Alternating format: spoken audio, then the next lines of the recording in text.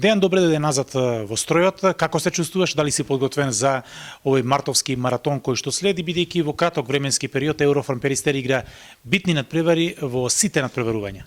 Добро е, најдов, па добро се осеќам. Се враќам се од повредата. Малце поспоро одеше враќањето, но сепак добро е, не е ништо посериозно и ќе бидам спремен за наредните такмици. Надпреварот против Металопластика е прв нареден, немате многу време за подготовка. Збор два за карактеристиките на противникот. Во декември игравте во битола против српскиот тим. Па, како што знаете, немаме многу време да се спремаме за Металопластика, но сепак одиме на победа. Сигурно нема да биде една лесна утакмица.